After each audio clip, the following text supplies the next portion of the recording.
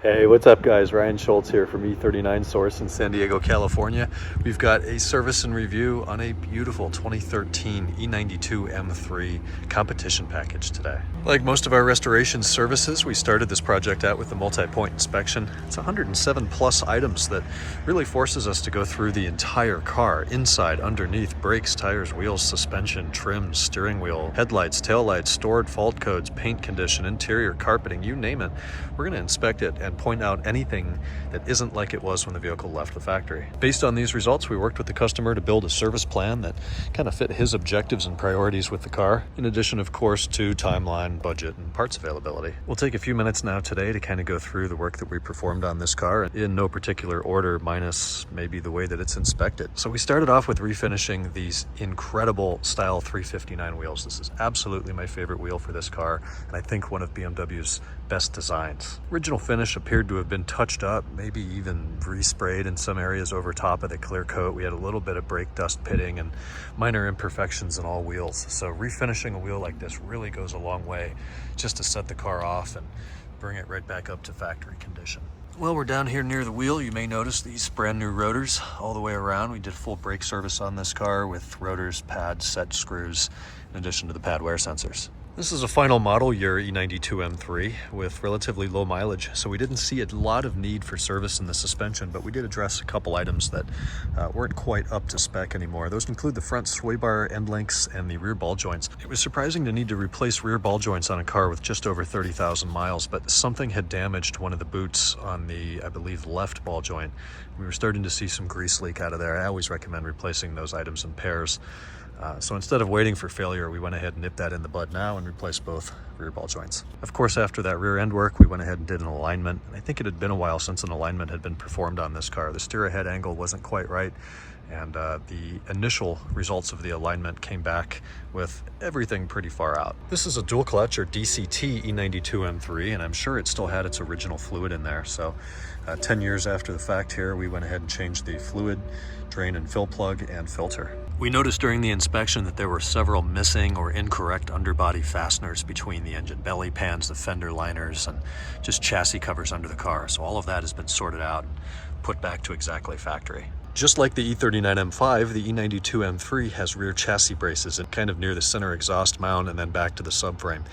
And this goes right under the fuel tank, so BMW puts a little felt pad in there just to dampen any vibrations or reduce any unwanted noises when driving. Somehow that pad had worked its way out and the chassis brace was actually making contact with the fuel tank. So we went ahead and pulled off the chassis brace, reapplied the pad, and put it back in place. Back in the cabin just to pop the hood, talk about some more preventative maintenance. The S65 B40. 4-liter V8, 429 horsepower if I recall. The cool thing is the M3 hood is specific. It's got these little badges on the hood, of course the vent, and most notably the power bulge. Starting up here at the top, the MPI noted that these cabin air filter box covers had some broken plastic tabs. Someone had really gone ham tightening down those 8mm fasteners that hold those in place. And while these are still available, I recommended that we go ahead and replace those. Customer agreed, so we've got fresh boxes on there with intact tabs. We performed a coolant flush in addition to power steering fluid flush on this M3. These power steering reservoir bushings seemingly had their fair share of heat and allowed this reservoir to sag and move around quite a bit. So we've got new bushings in there. The original hood struts had gotten a bit tired after a decade of service now, so new ones keep the hood open nice and safely. The same applies back here at the trunk. The trunk opens almost by itself now. I suspect the wiper blades were original, so they've been replaced and will now be ready for all of the rain that we get here in California. The rear BMW roundel was original and had started to splinter and crack and have some clear coat fatigue, just like we see on the other models. So we've got a fresh badge there.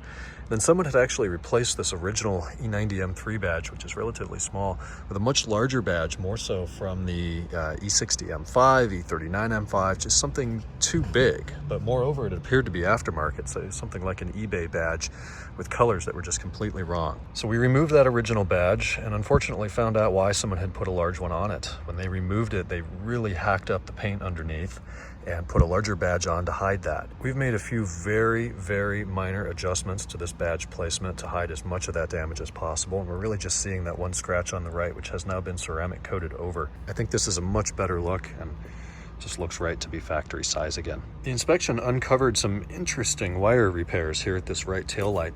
Looks like someone had just used really cheap electrical tape and it was all peeling off. I don't know what happened to the wiring initially, but we went in there and did a quality repair that will last the lifetime of the vehicle. So I had never noticed this before. Inside the trunk, just kind of up here on the ceiling of the trunk, if you will, to the left of the light, there's this little clip thing, and they call it a trunk floor detent plate, which means nothing to me. But I think this is some sort of a clip to hold a grocery bag. I'm not even sure, but it was broken. I can see why. This is very thin, kind of flimsy plastic, and if you were to manhandle that much at all, it would just break right as it did before. But thankfully, after 3 weeks waiting from Germany, we were able to get a factory replacement. This door sill over here had a few scuffs and scrapes in it that thankfully polished out. They seemed very light, kind of a surface clear coat level imperfection, so a little bit of time and elbow grease there, and this sill looks like new again. Seems to be a common issue on the E90 Platform 3 series that these vents, the little adjuster tabs here, break, fail, pull off, whatever it is, that or people manhandle them. So the customer actually supplied a fresh vent and we went ahead and installed that for him. The left door sill had some imperfections as well, and we went ahead and replaced that with a factory badge, and we're going to take the oh so satisfying opportunity now to peel off this little protective layer. Customer is picking up tomorrow, so I think we're safe. Let's get a look at a brand new Virgin M3 door sill.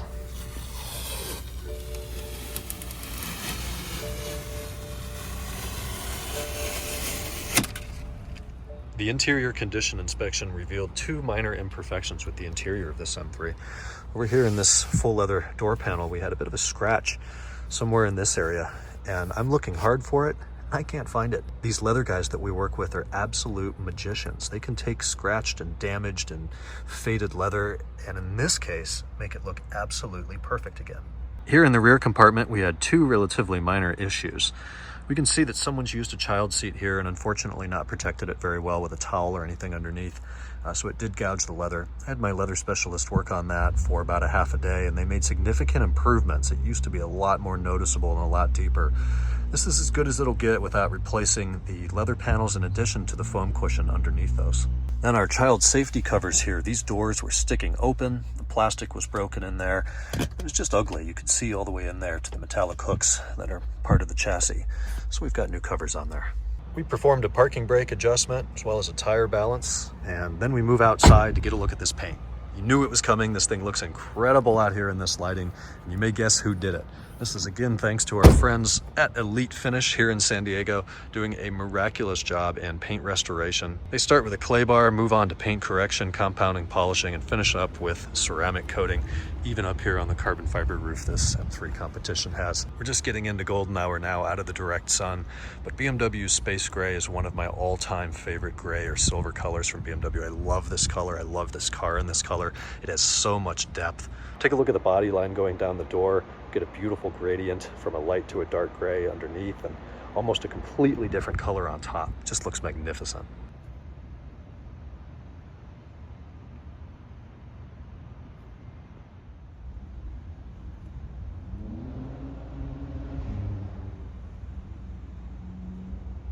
And for anyone wondering, yes, we do indeed offer full service and support for the 3 Series, including the E46 as well as the E90.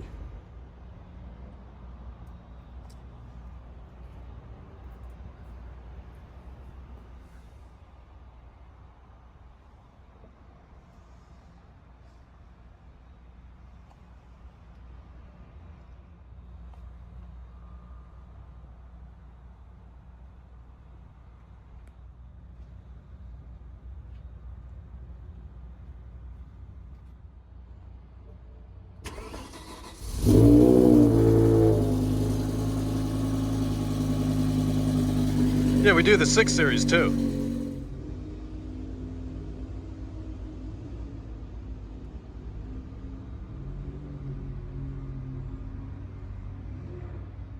Finish up the video here today with a little bit of a startup for the DCT M3.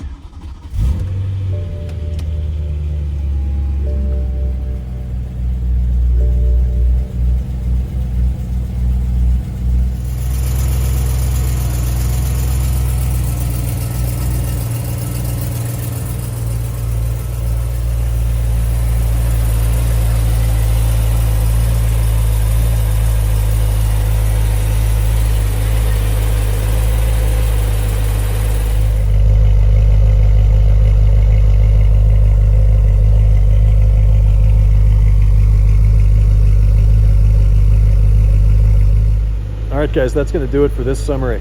Absolutely stunning 2013 E92 M3, ready to go back to its owner tomorrow, be enjoyed for the remainder of the summer and fall.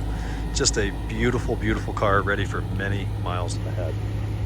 If your BMW could benefit from any of the services we provide here at E39 Source, we'd love the opportunity to work with you. Please don't be hesitant to reach out. Ryan at e39source.com. Thanks again for watching this one. We'll talk to you in the next E39 Source video. Take care.